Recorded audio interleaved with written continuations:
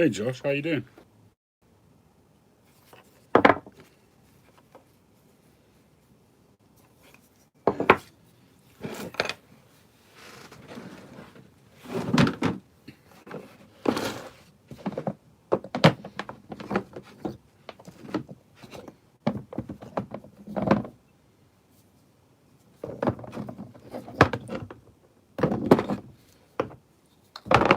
For the shape that I want to make, I drew up a shape this morning. I was just dreaming around and basically it's a shape which I came up with after the feedback that I got from Mike. I don't know if you saw the video that Mike did of the prints that I sent him. So there was a lot of very constructive feedback on this. I mean, obviously it's based on what Mike likes. I'm not interested in platitudes either, and I told him to be absolutely straight and tell me, because that's really important for my growth and for my development to know where I'm going right and where I'm going wrong. So I told him to be absolutely straight and tell me exactly what he thinks about the pipe. So I figured there's no time like the present. Yesterday I was feeling a little bit under the weather, so I didn't come into the workshop yesterday. But today I've been busy all day. We've got a festival coming up which starts tomorrow night for 2 days, Friday and Saturday, but it starts on Thursday night. So pre-festival there's always preparations to do and shopping to do and stuff like that. So been busy running around. So I've only just got into the shop and it's 9 o'clock, 9 p.m.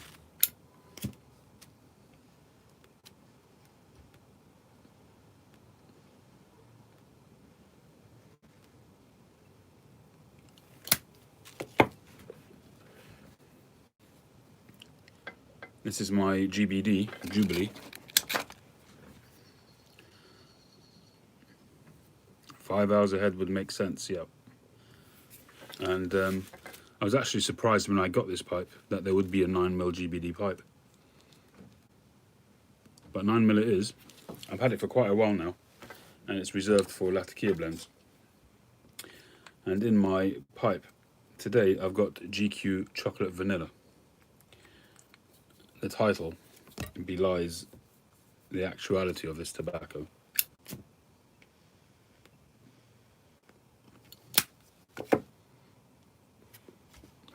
This tobacco is chocolate and vanilla, but also Lathe. It's a crossover blend.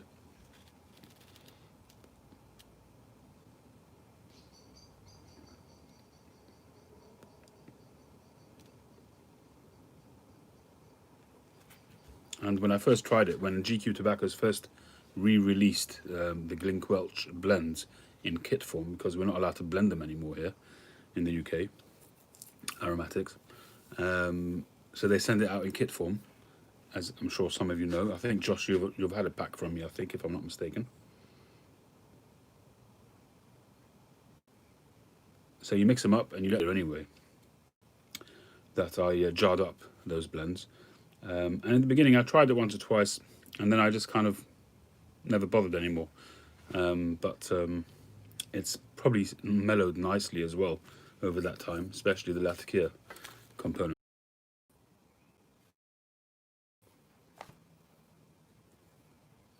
Sorry about that. The internet connection wasn't great, so what I've done is then the garage Wi-Fi connection.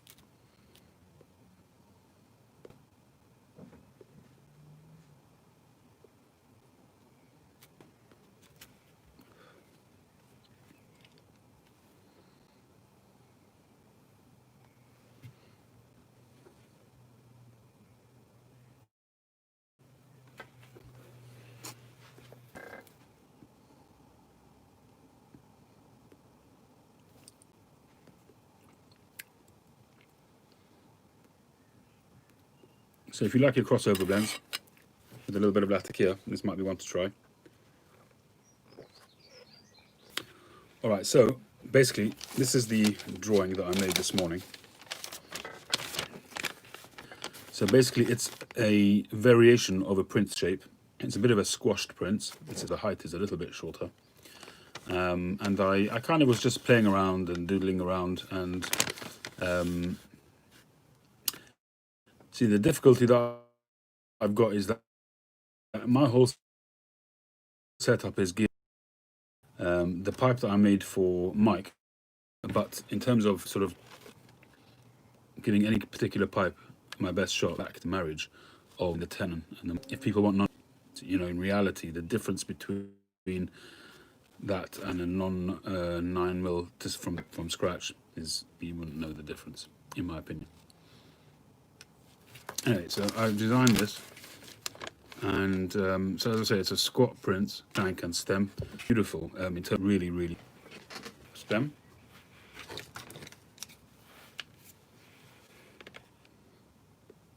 It's just a touch under 16mm.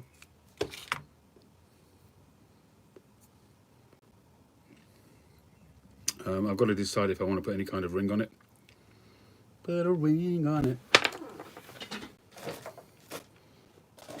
I'm going to find my bag of little rings.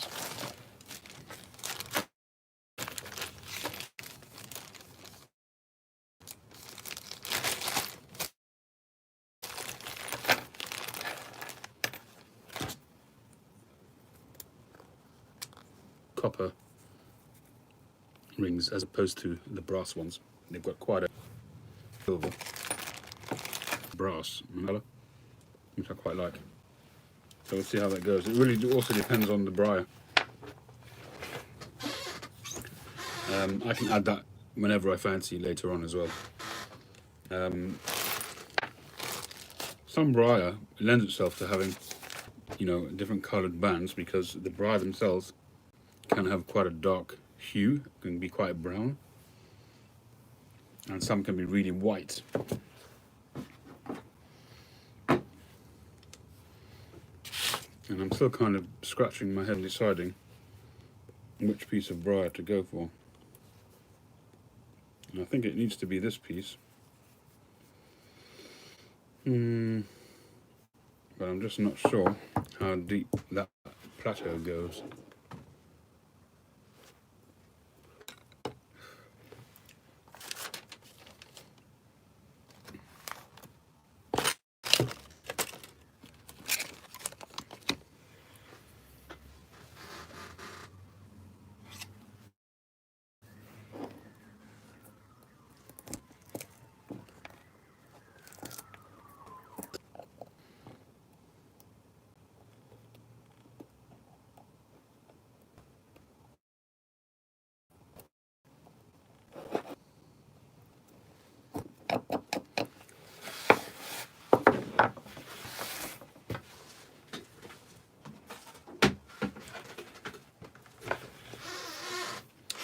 So this is actually an Ebershon block.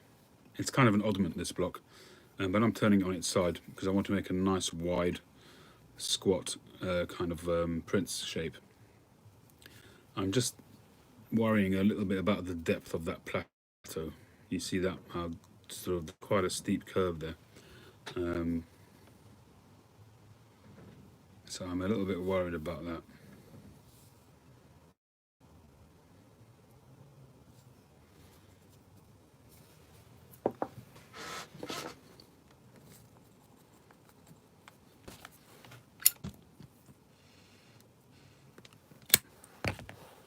I've got another piece here which would be much easier to use, but I think the briar is nicer on this one. I really need to sand this a bit to see where it's at.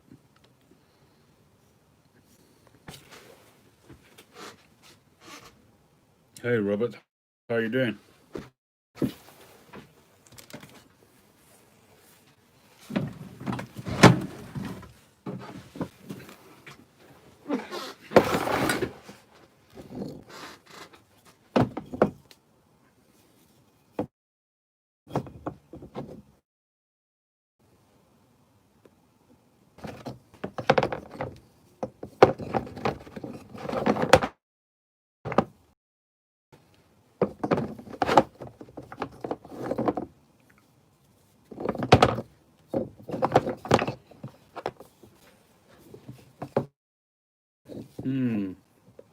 Hey Jeff.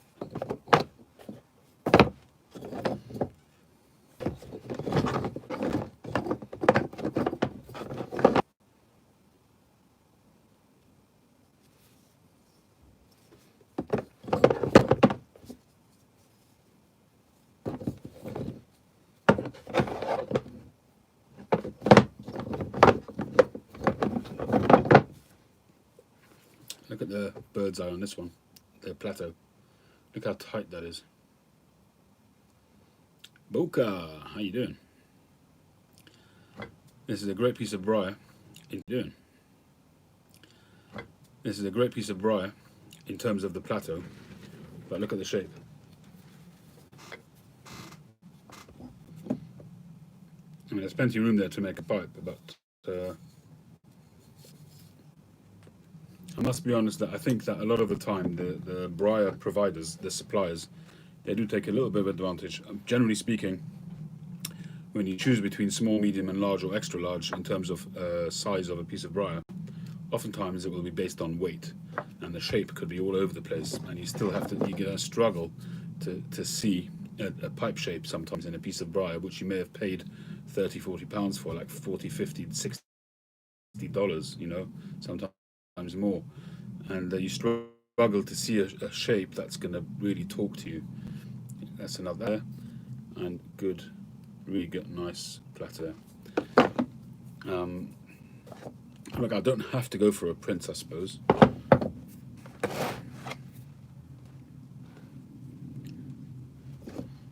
See, take that. That's it, for example. Now that is quite a big piece of briar, but it's classed as a small. Now that is actually, that can make a really, really big pipe. Maybe not the highest, but you could have quite a Dublin shaped pipe there. You can utilize the slant there as one side, have a sort of a Dublin shape like that, and a nice long shank. But look at that. Look at that chunk taken out of it. See, really and truly, you know, it's a bit naughty. They should really just chop that off over there and make it a really small block and charge accordingly. Somehow or other, they've nicked that piece out, and it's completely ruined the top of that pipe. I can use that as a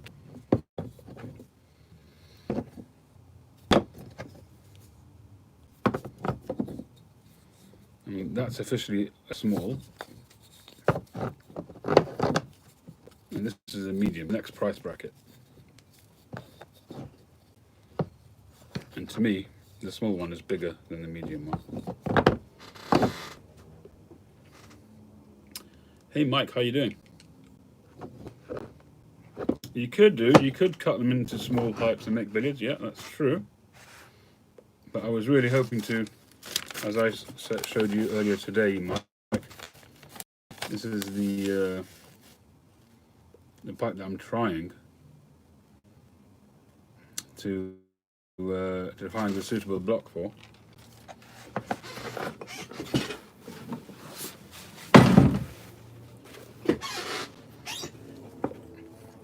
And this is the block that I really want to use. Oh, I've managed to cut myself. So it's really like that. So you can see, like that. So you see that shank is very, very slightly upturned, and it returns back over there. Very slight, very, very slight, and it just comes back, so it's sort of in a straight line almost.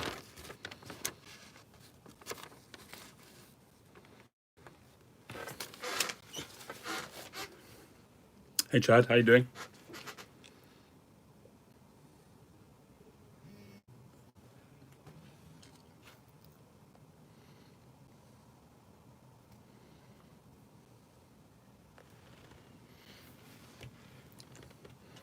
Jonty Piper in the house. Hello Jonty, how you doing? So this is really the block that I want to use, except it's got this really quite deep divot there, which I'm a bit nervous about. So I could use that underneath and then just sort of use that as part of the curb, which is probably what I'll do. And then we've got the same problem here, so I'll have to turn it that way.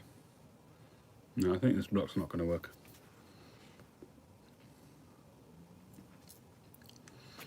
Yeah, I was just reading what you're saying there, Mike. I mean,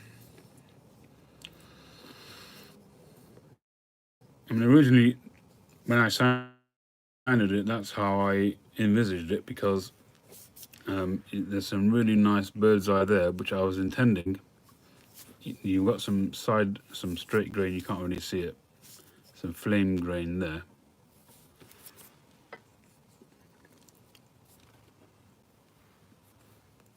So there's bird's eye there, that was going to be the rim. And I was going to have it as an angle, so a rim there and stem, shank there. But I think it's too risky.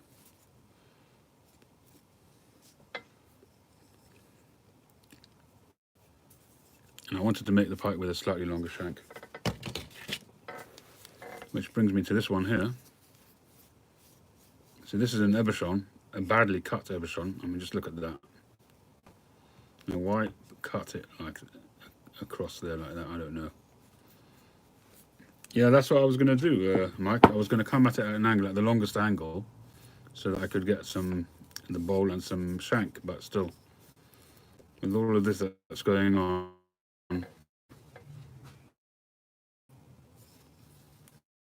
I think it's going to be a challenge.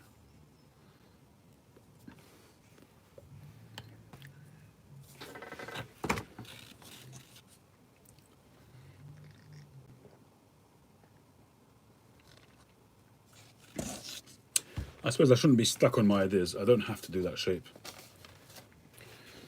I guess.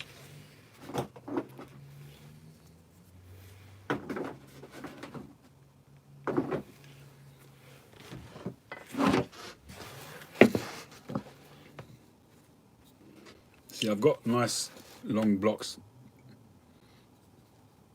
but they're just not, most of them are not wide enough.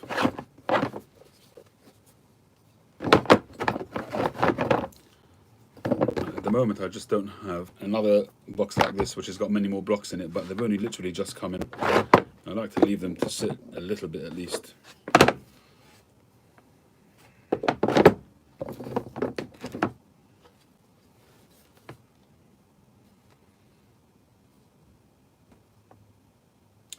Well, maybe I'll go for a panel then. I've not made a panel per se. I'm now done. I did the billiard slightly sort of soft corner panel pipe for somebody here in England.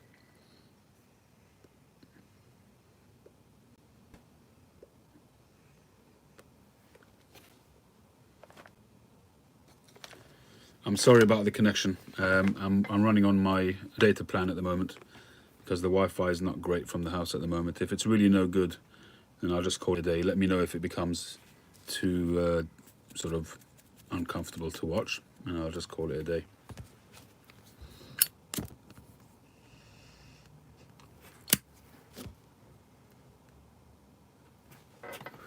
Ouch. A little bit of an ember on my hand. Hey Ken, how you doing? Badger ash. A blowfish. I'm not gonna blowfish either. Wouldn't know where to start.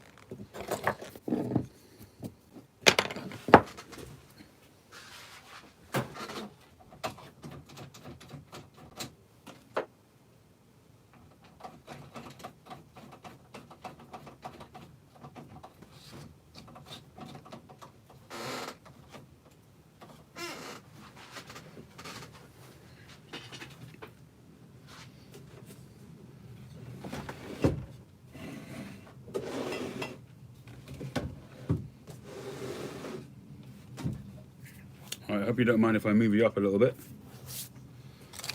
It's going to get a bit noisy because I'm going to be doing the sanding in a minute.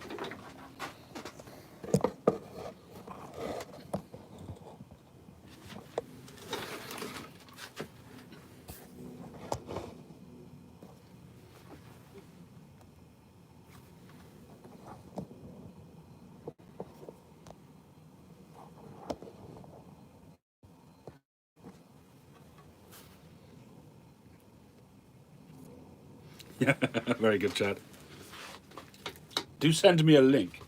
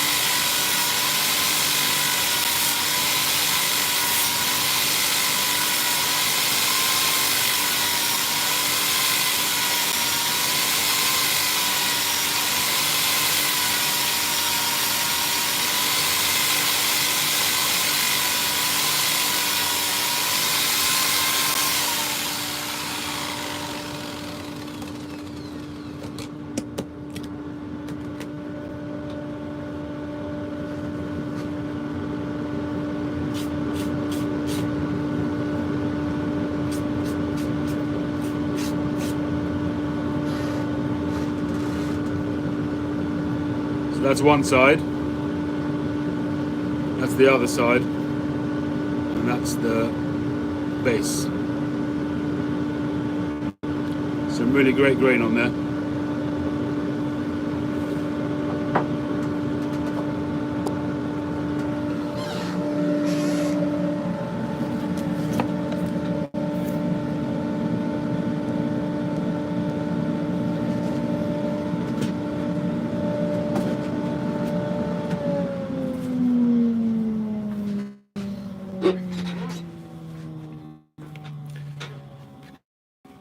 So, as you can see, got to make sure I do the pipe. I leave the end here, I put the date on the end here, so I don't sand that bit usually, unless I really have to. So that in case I don't end up using it, I still know what the date is. Unless I go for a, what I would like, the tighter grip, I've got some height, do that.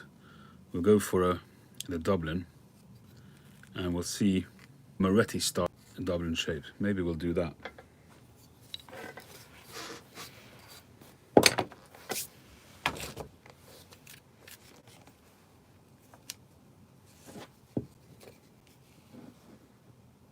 See you, John T.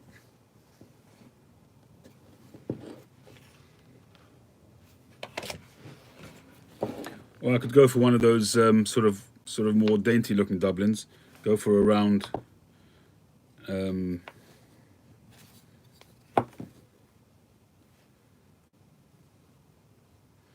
could do with a what's his name, a protractor.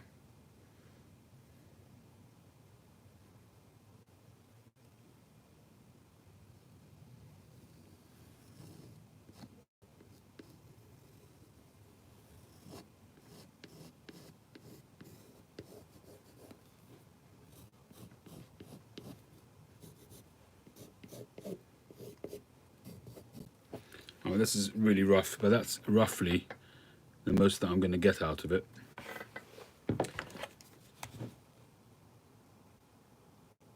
$37. So if I go 20, that's 17, which is about 8.5 on each side. 8.5. 8.5 isn't too bad actually, but it does. The problem is that because it's a Dublin, it's going to get really thin at the bottom there, and I've only got one sort of bit that will do that kind of shape, and it doesn't work very well.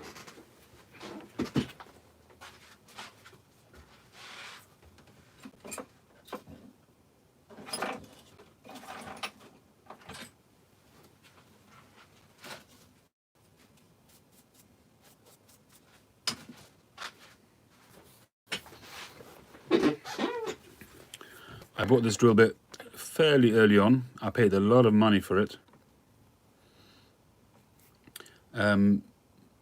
It makes a hell of a racket when I'm drilling. I don't think it's blunt, it feels pretty sharp. There's some issue with it, I just don't know what.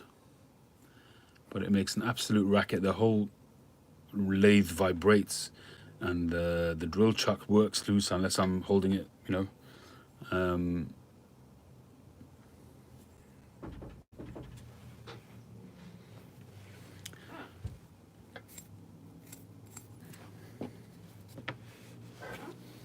Excuse me a sec.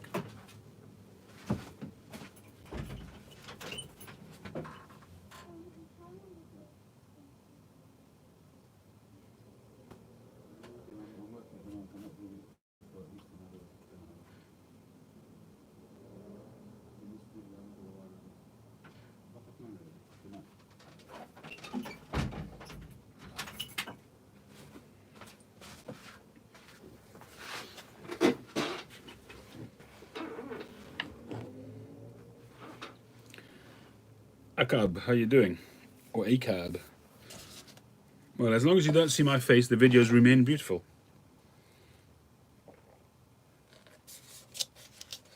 Let's not put the kibosh on that, shall we? There's my pipe.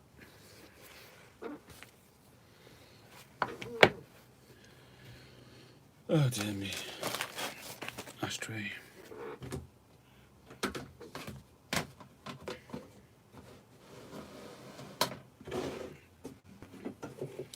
Sorry, we're a bit slow. It's one of those days.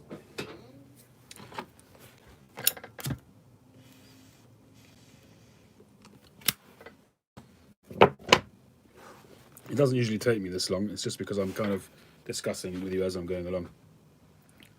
I have an 18mm drill bit, yes.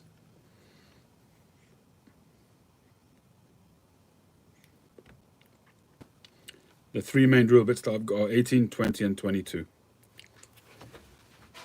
I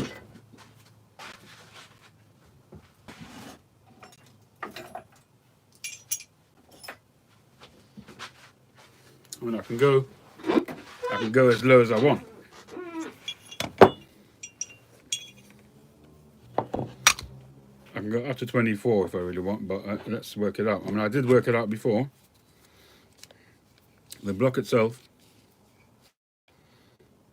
is 44mm, but realistically, in terms of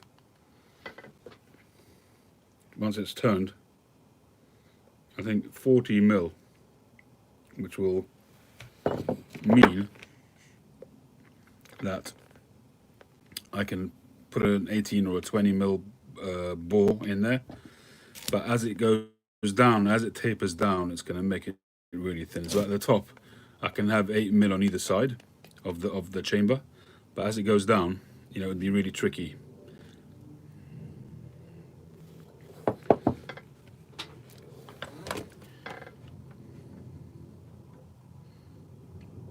For decent walls, even right down at the bottom, Mike, if you're doing a Dublin shape.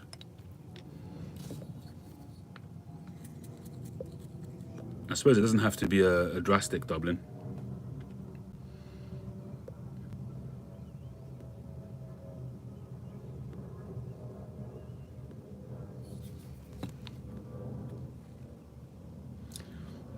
Yeah, I guess we could do something along those lines.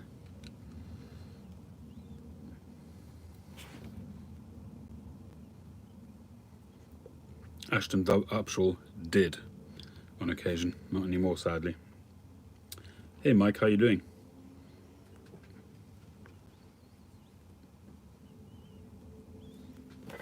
All right, let's see how we go.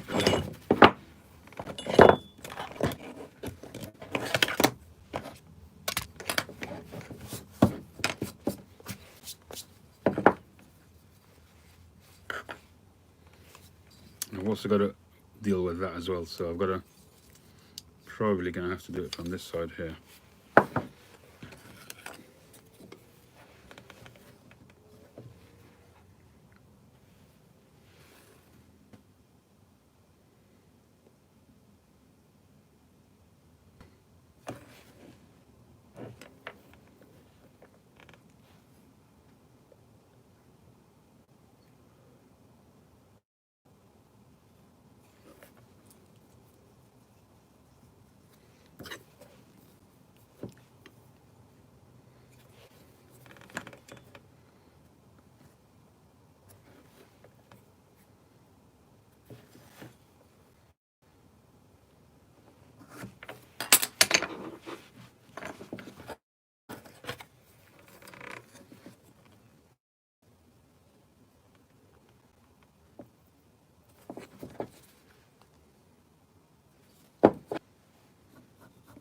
Very surely.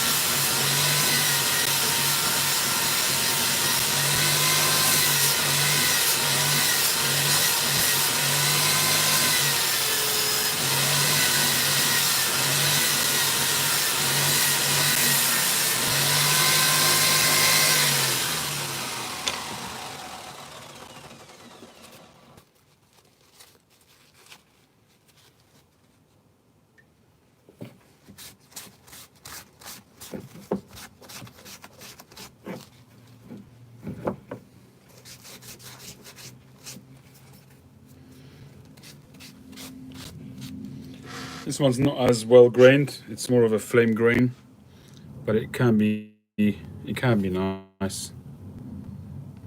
It may end up being rusticated depending on how it looks inside. It may look a lot better. Not as nice a block, but less challenging.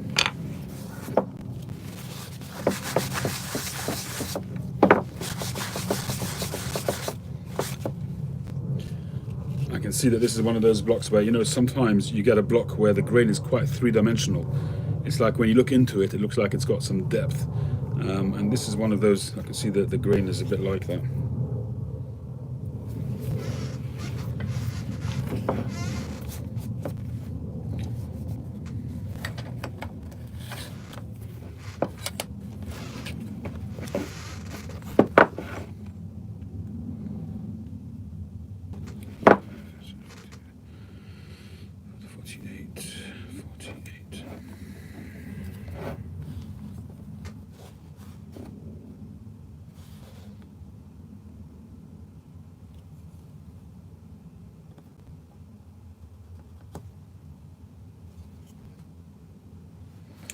I was thinking of carrying on doing a Dublin style, a Dublin bowl, same kind of idea. It's just got a little bit more width there to play with. And here, the problem with this one was that I wanted it to have a fairly, I wouldn't say a long shank, but a longish, longer than just a stubby little 1-inch job.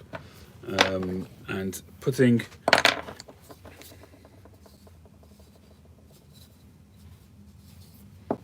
so effectively, it was going to be on this one that we looked at before.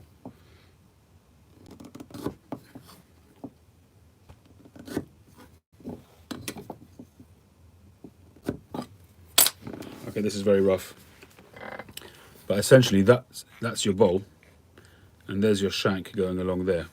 I've got to straighten this off, obviously, to have the face of the shank.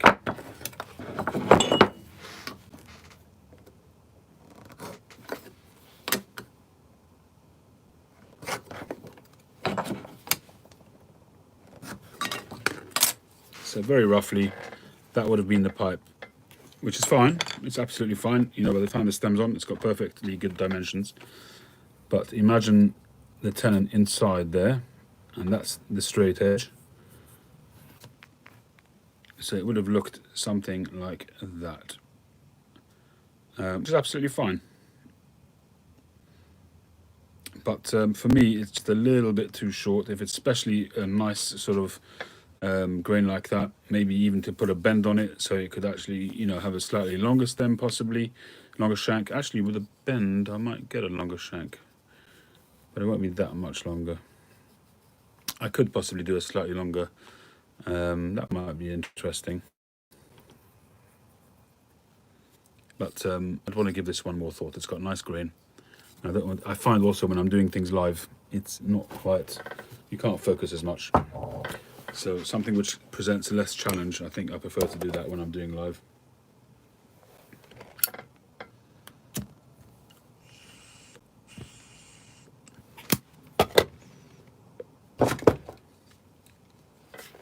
The thing is, that's the problem. So I had to really get it at the highest point, and it starts to decrease already there. And I wanted to have 5 centimeters. So I've measured it sort of literally by the millimeter. If I leave the plateau, yeah. Anyway, I'm leaving that block for now.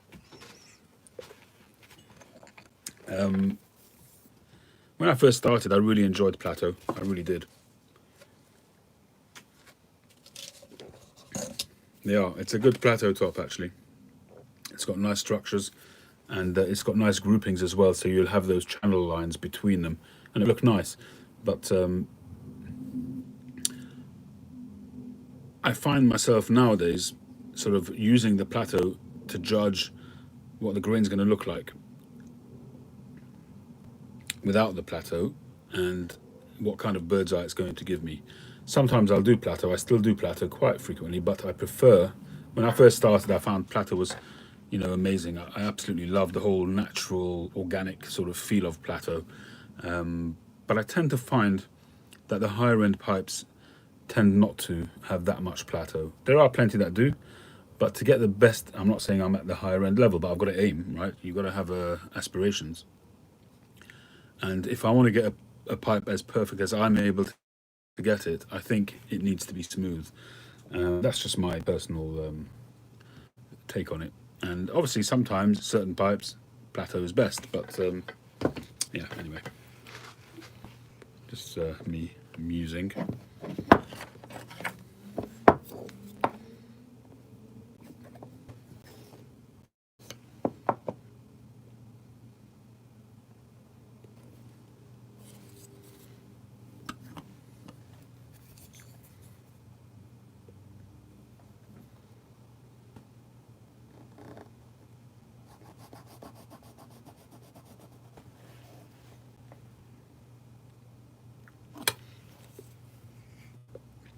At this stage, I don't worry too much about getting the doubling angle precise, because the lathe sorts that out anyway. At the moment, I just want to get the rough shape.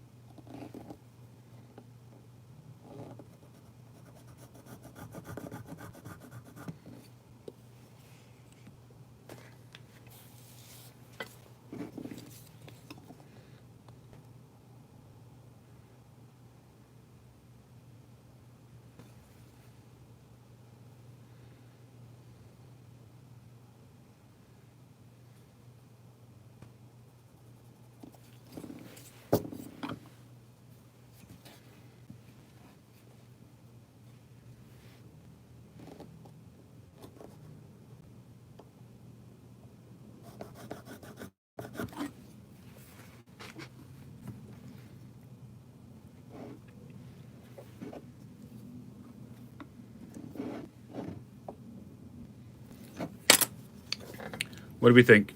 Straight shank or? Oh.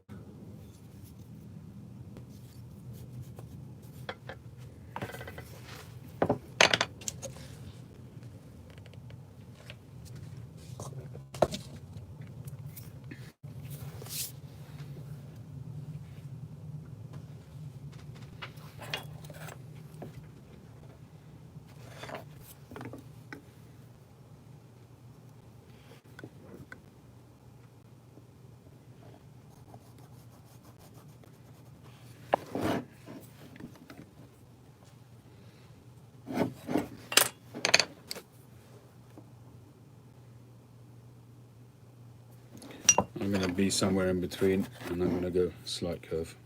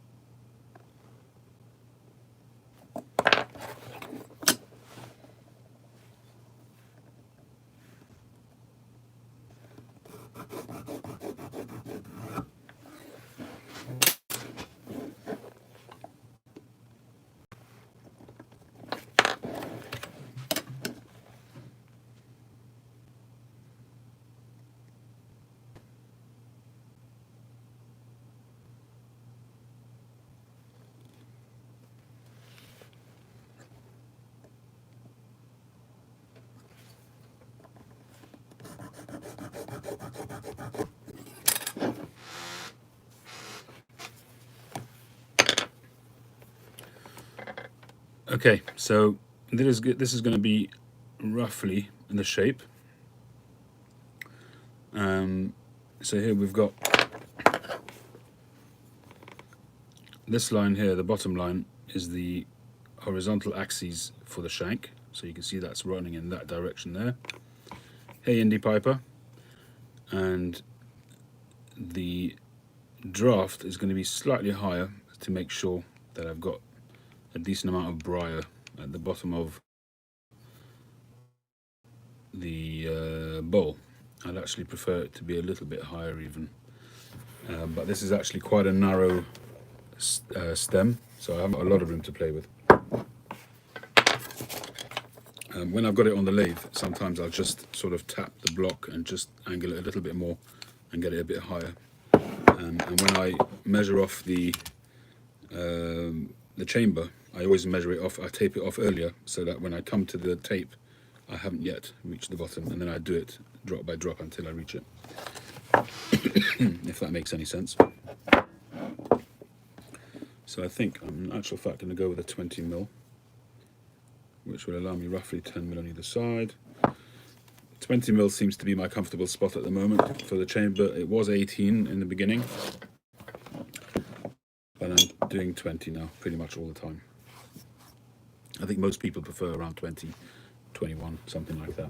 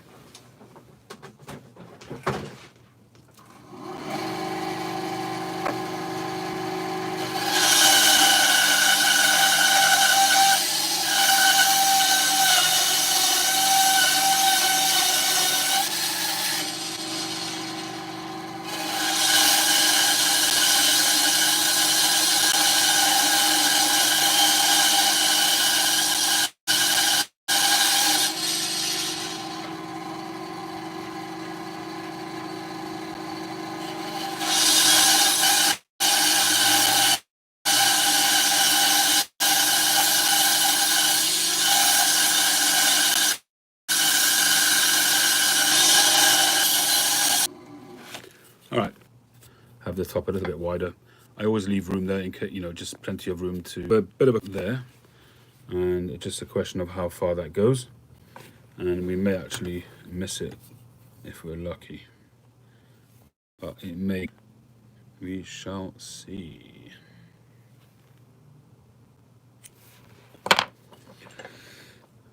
Right, so that's that.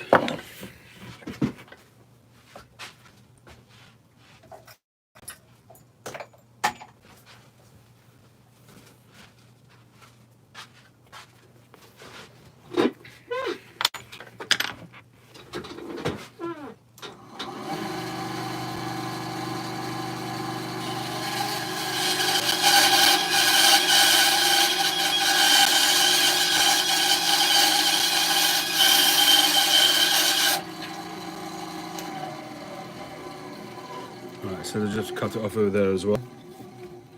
Hey Boris. I do have a bit of a problem with my drill bits. I drill at the moment the draft at 4mm. Now, the long bits that I've managed to get, they've got quite a bit of flex. You see that? So when that's going at high speed, it's generally okay, but there is some movement. This one here, no flex whatsoever, but it's too short for a lot of my pipes. So I've got to get some better quality, longer drill bits, which I've got to get hold of. Haven't seen them as yet. Okay, so I've got to move you to the next location, guys.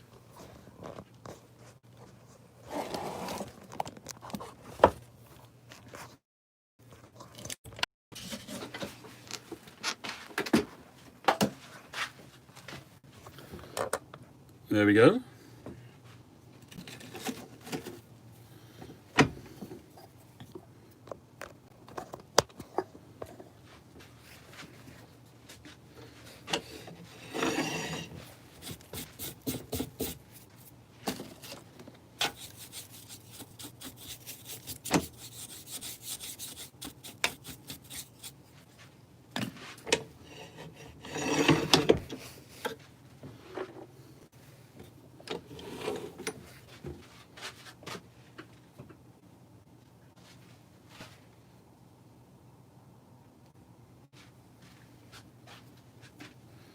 I'll try to keep track of your messages as best as I can.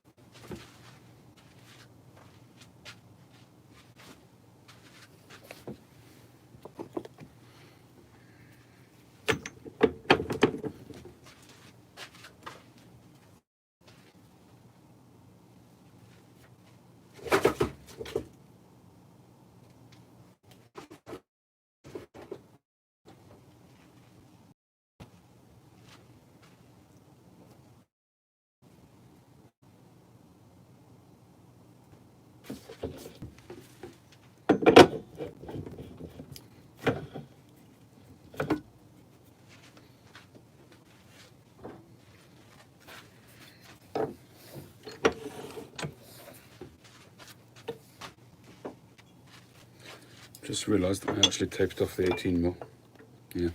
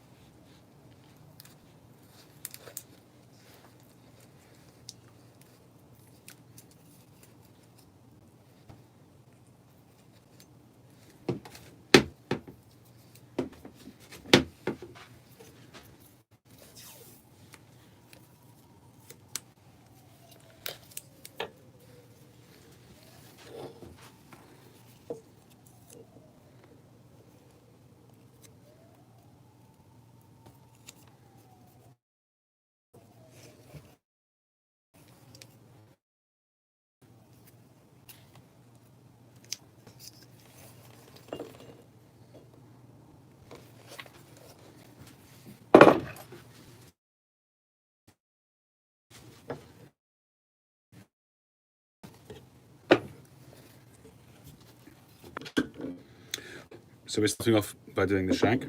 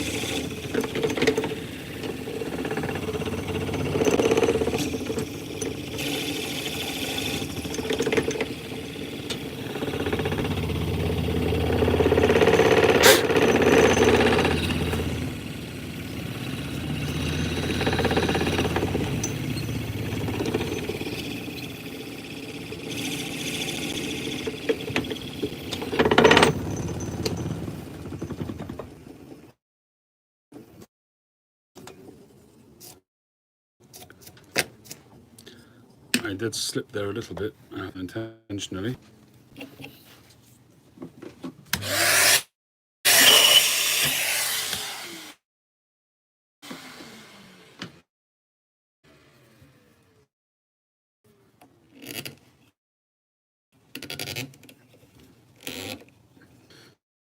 Now we'll do the proper countersink.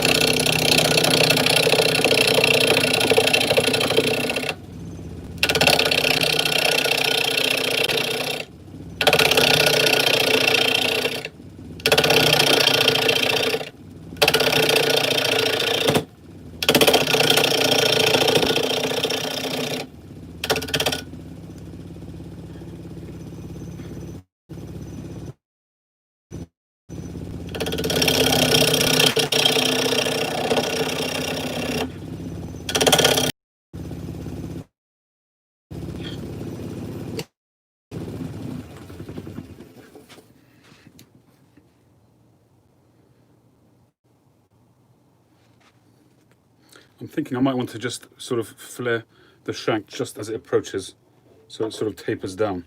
So I'm not going to turn it all the way. I'm certainly going to turn the first ½ inch all the way so that it's precise.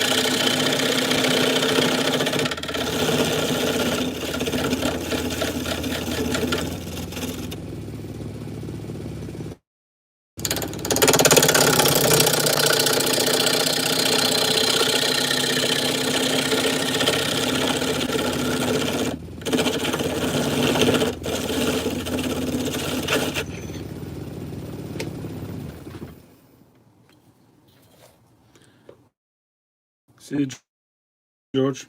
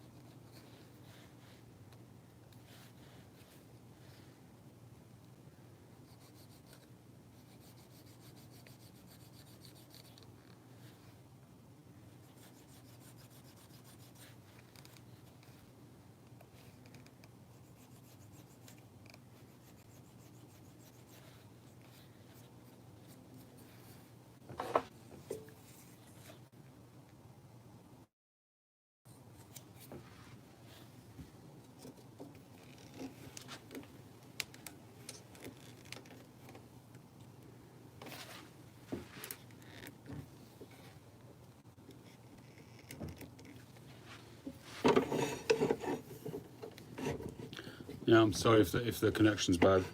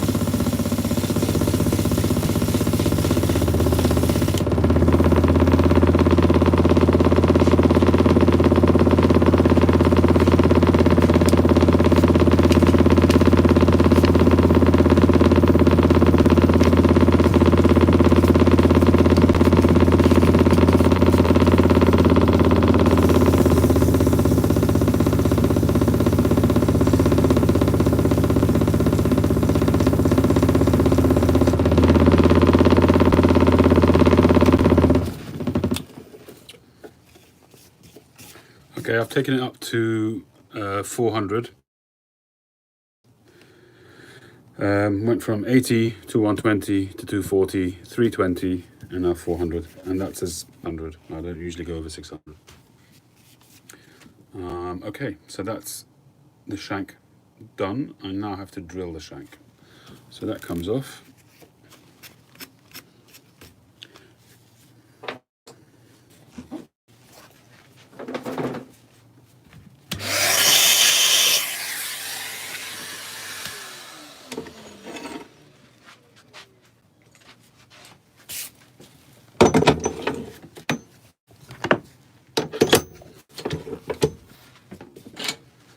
So now we have to resight it so the axis is on the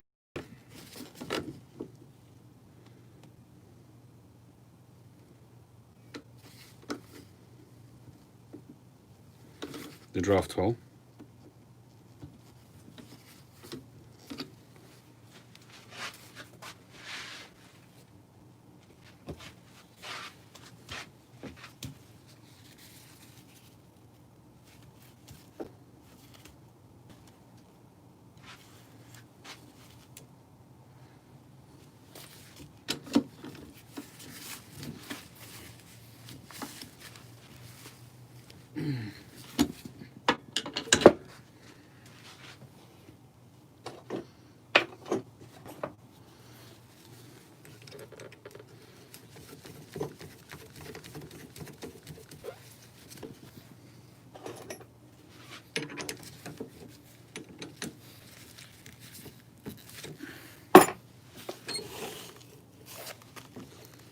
So because it's at an angle, it should really hit center or very close. It doesn't have to be absolutely bang center, but it should be in that region. But it's actually right in the middle, so hopefully that'll be okay. Now, because of the flex in the bit, I turn as soon as the motor starts, or rather, well, yeah. So that I've started off the hole, so that you can now follow it.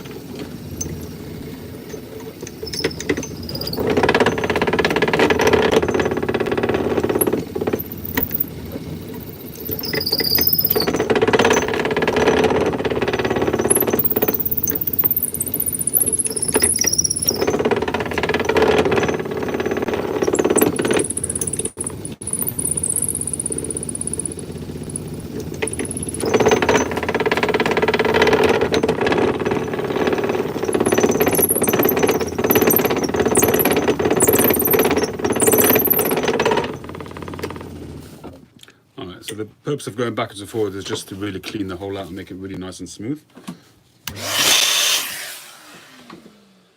which it does. And that drill is smack in the middle, thankfully.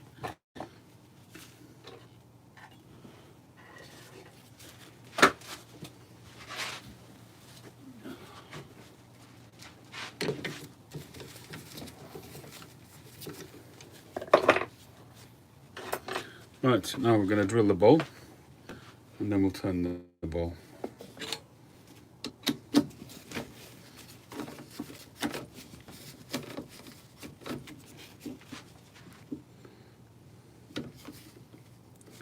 So I'm going to position it so that I can turn as much of the bowl as possible without getting in danger of whacking that and breaking it, or in the best case scenario even denting it. But in the worst case scenario, when it's going at speed, if you touch it, it's going to break off oftentimes, and you could even break your finger if you hit it with your finger.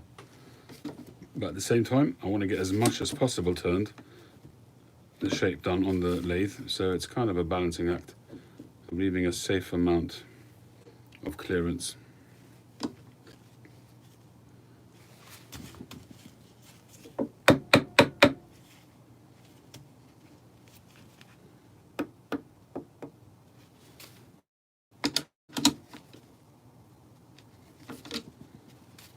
Oftentimes the briar is not square, so you've really got to have a keen eye to just make sure that it's all lined up square.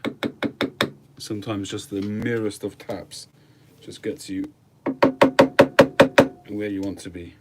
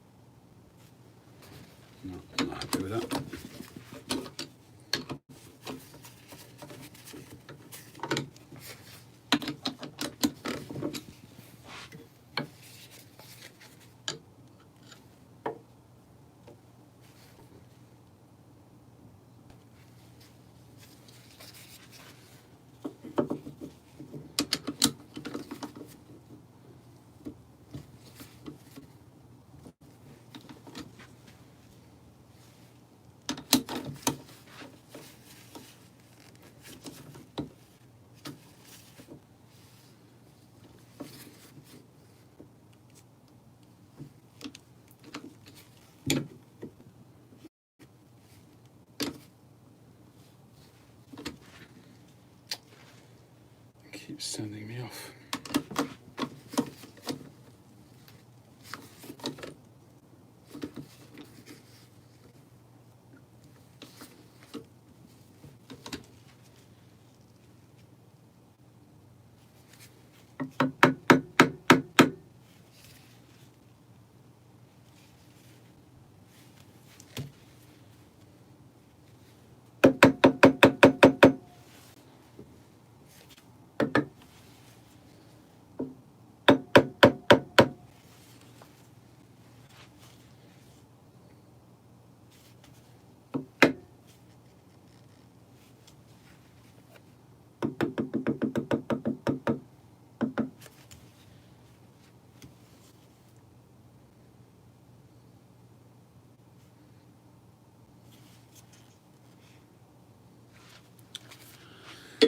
Okay, I think we're there.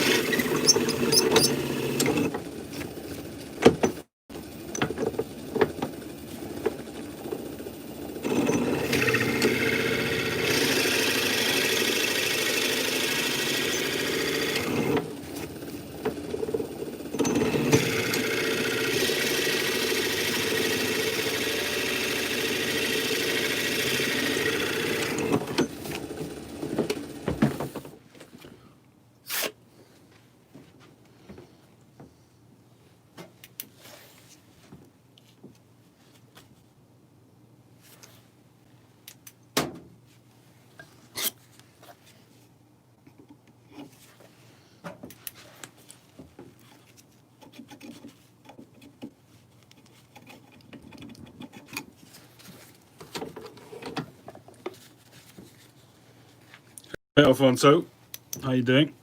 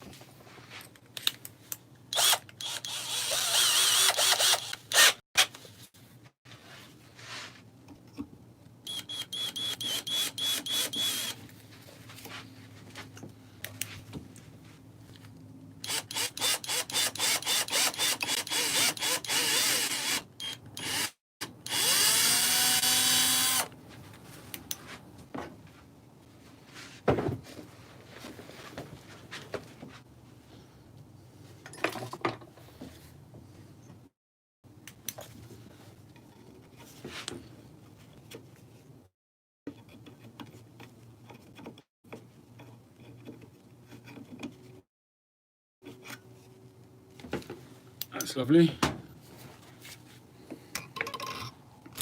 The reason why I just did that drilling, which I do sometimes, is because the end of this drill bit, is really quite pointy. So when you meet the draft hole, the point is gone. In order to make the hole large enough, because the draft hole is coming in at the bottom but at the side, so this tends to go just a fraction past the hole. So although it's really nothing, it's negligible. It's literally a millimeter or two. I like it to be as straight as possible onto the base of the bowl. So if I was to keep drilling, all that would happen is that it would get deeper. It would look flusher and neater, but it would go too deep. So what I do is I stop just a fraction short, and then I go in with a drill bit and go horizontally, and it basically lines up the draft hole with the nadir of the bowl perfectly. And it's just a little detail which I do sometimes if it's needed, and it just helps to have a nicer meeting of the draft hole and the base of the bowl.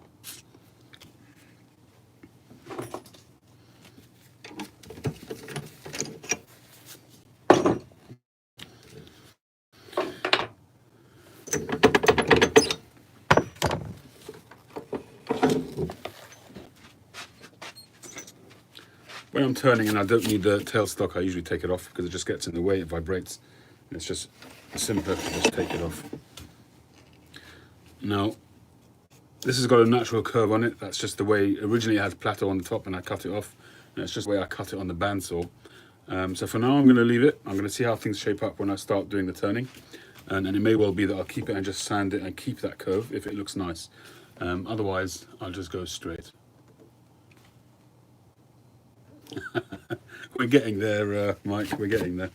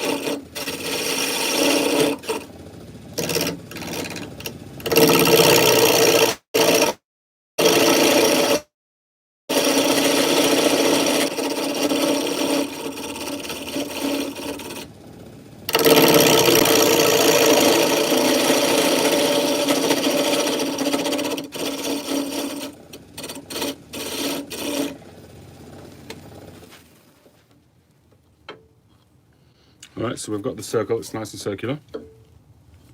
And that curve looks quite nice, we shall see.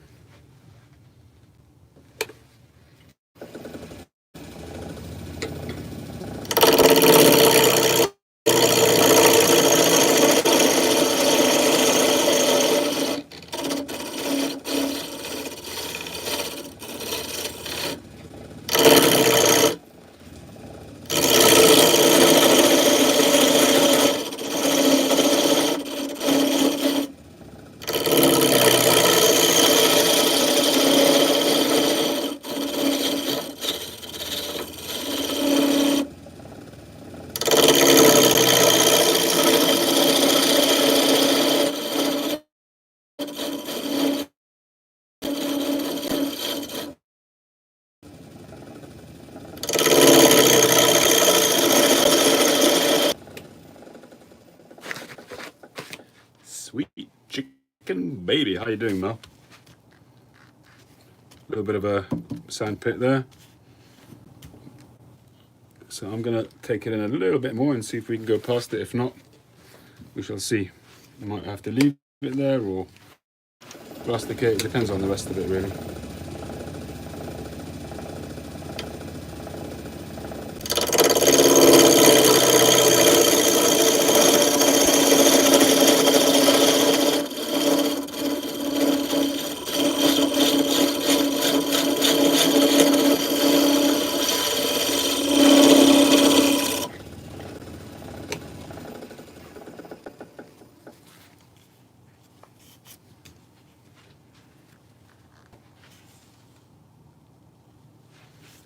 The grain looks promising.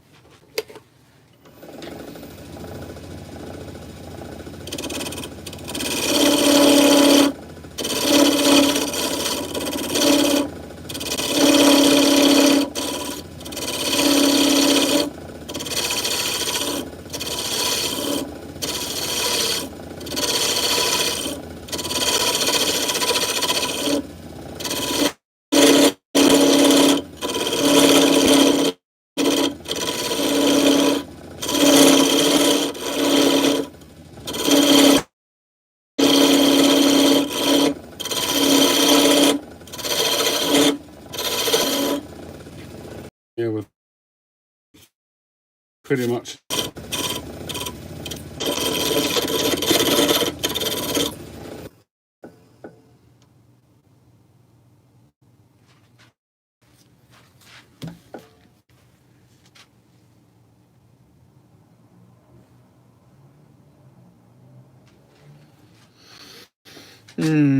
just deciding whether to keep this curve or not. Thing is, when doing the curve, is that I can't. I can do it on with the lathe, but obviously I can do that by hand. But I'm thinking whether to just start with a straight line, and then if I want to do it by hand afterwards, just means that I'm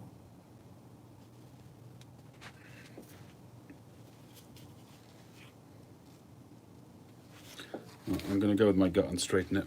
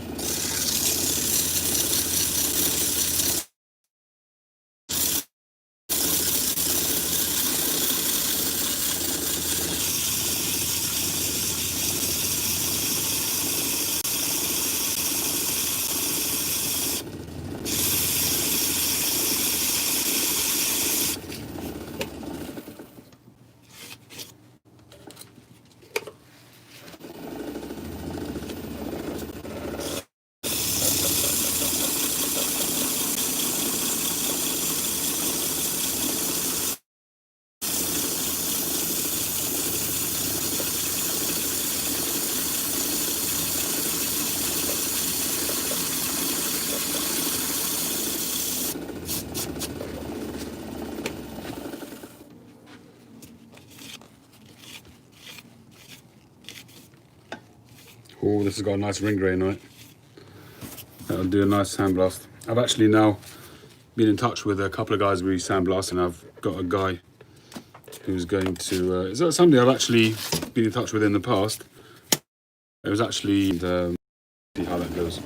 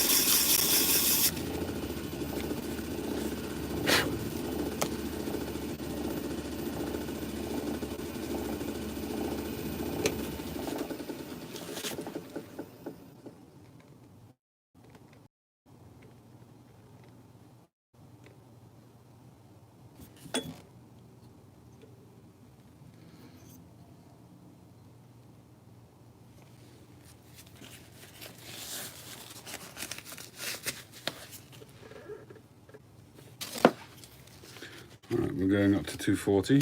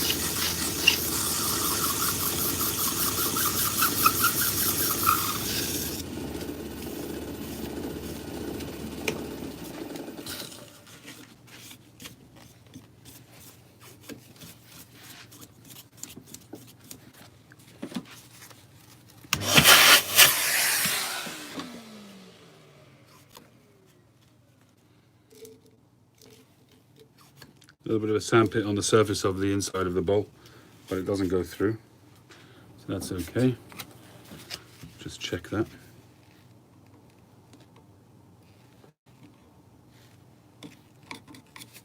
Oh, that's pretty solid. I'm okay with that. I can live with that.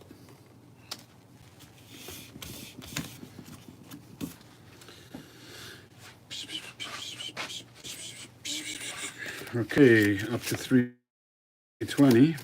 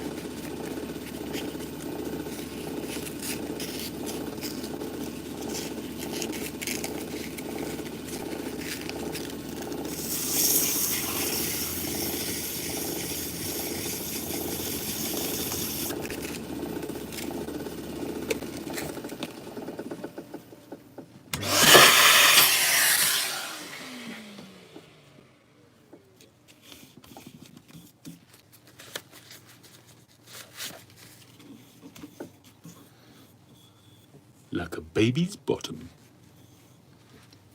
Dunhill, in other words.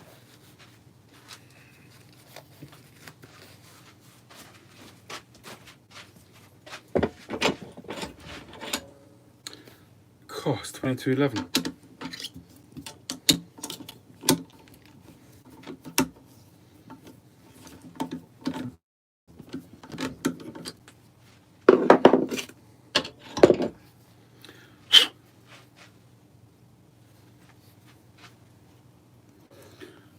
That's what we're looking like at the moment.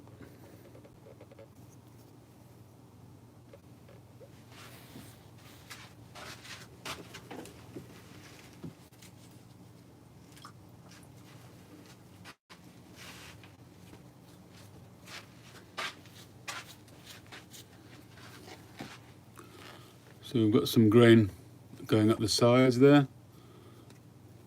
Pretty good grain actually. Really nice grain. And there's some really nice bird's eye on there, which obviously I need to bring out, but it's there. It's good stuff.